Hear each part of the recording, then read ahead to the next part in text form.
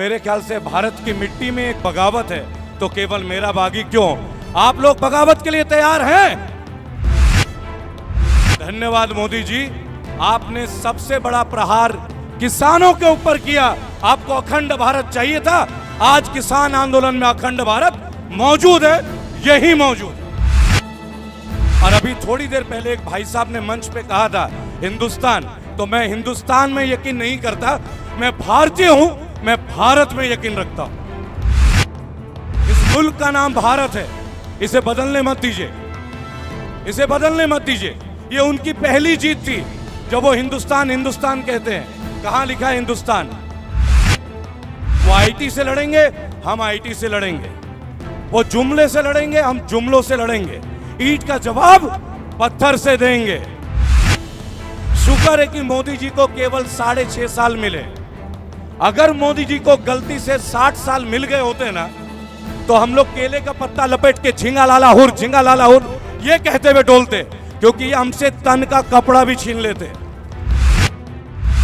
मेरी माताएं, जब आप लोगों की तालियां उठती है तो हासिल हो जाता है। जो चाहता हूं वो मिल चुका है। मैं मंच का आदमी नहीं, मैं सड़क पे होता हूं। जितने भी रोड पे मेरे भाई हैं, सभी को मेरा नमस्कार, सभी को प्रणाम। मेरे बच्चों, मेरे बुजुर्गों, युवाओं को कोई धन्यवाद नहीं दूंगा। कल भी कहा था, आज भी, ये हमारी जिम्मेदारी है। हमें एक मौका मिला है और जिम्मेदारी निभाना चाहिए। और अभी जो साहब बोल रहे थे, मैं आपसे बहुत प्रभावित हूं, क्योंकि जब कोई वक्ता स्टेज में बोलता है तो बहुत जरूरी है कि हम उनको एक संबोधन दें तालियों से। तो यहां जितने भी लोग बैठे हैं, हमारे छोटे बच्चों के लिए केवल एक बार तालियां बजा दें, उसके बाद मैं संबोधन शुरू करूंगा। सबसे पहले छोटा सा परिचय, जो लोग मुझे नहीं जानते हैं, बहुत लंबा परिचय नहीं है।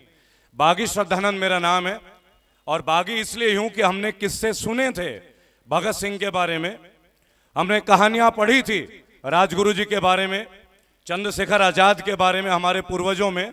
और मैं स्वयं एक ऐसे परिवार से हूं जहां मेरे दादाजी स्वर्गीय बागी गंगाधर जी नेताजी सुभाष चंद्र बोस के आजाद हिंद फौज के संस्थापक सदस्य थे और कई साल जेल रहे।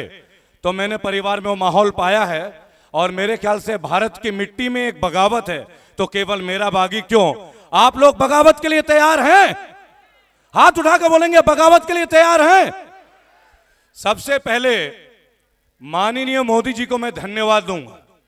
प्रधानमंत्री के पद का एक गरिमा है और उस पद का मैं सम्मान करता हूं। उस पद पे जो भी बैठेगा, एक संविधान को मानने वाला बागी हूं मैं, इल्लीगल बागी नहीं हूं। मैं क्यों धन्यवाद देना चाह रहा हूं माननीय मोदी जी को, उसको आप गौर से सुनेंगे, तुरंत ही नाराज मत होइएगा।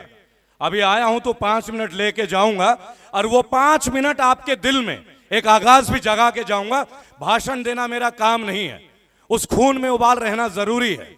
आज जिस हाल में हम लोग हैं, इसके जिम्मेदार हम स्वयं हैं। मैंने कल भी कहा था, नोटबंदी हुई, हम चुप थे। ईवीएम आया, हम चुप थे। काले धन के नाम पे जीएसटी किया, हम चुप थे।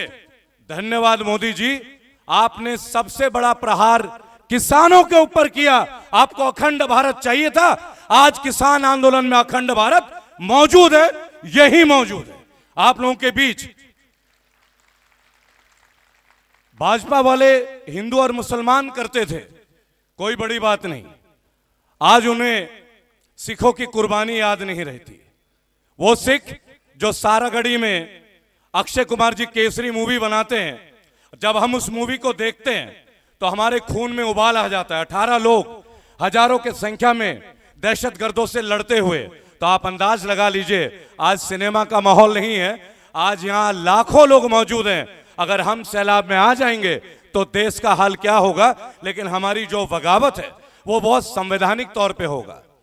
दोस्तों, इनका पूरा चाल बहुत साधारण था कि देश की जनता 135 करोड़ लोगों में, यह भाषण उन तमाम अंधभक्तों के लिए विशेष तौर पे है, क्योंकि हम और आप तो एक ही हैं, लेकिन हमें उन्हें भी लाना होगा अपने बीच। जो लोग ये कहते हैं कि हिंदू राष्ट्र, मैं स्वयं एक गर्वित हिंदू ब्राह्मण हूं, लेकिन मेरा हिंदुत्व नहीं सिखाता कि मैं किसी से बैर लूं। और अभी थोड़ी देर पहले एक भाई साहब ने मंच पे कहा था हिंदुस्तान, तो मैं हिंदुस्तान में यकीन नहीं करता, मैं भारतीय हूं, मैं भारत में यकीन रखता हूं। इस मुल्क का नाम भारत है, इसे बदलने मत दीजिए, इसे बदलने मत दीजिए। ये उनकी पहली जीत थी जब वो हिंदुस्तान हिंदुस्तान कहते हैं। कहां लिखा है हिंदुस्तान? भारतीय रिजर्व बैंक ऑफ इंडिया लिखा रहता है नोट में। आपने देखा है क्या बैंक ऑफ हिंदुस्तान? देखा है आप लोगों ने? और मेरे चंद सवाल होंगे आपसे, केवल हां या ना में जवाब दीजिएगा, उसके बाद बातचीत को आगे बढ़ाएंगे।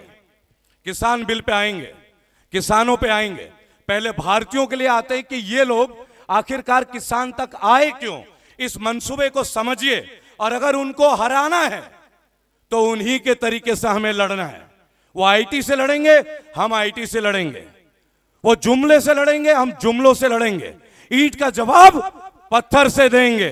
तो चलिए मैं आपसे सवाल पूछता हूं, हमने अच्छे दिन मांगे थे क्या? जोर से बोलेंगे। हमने काला धन वापस लाने के लिए बोला था क्या? हमने जीएसटी लाने के लिए बोला था क्या? हमने नोटबंदी लाने के लिए बोला था क्या? हमने काला बिल लाने के लिए?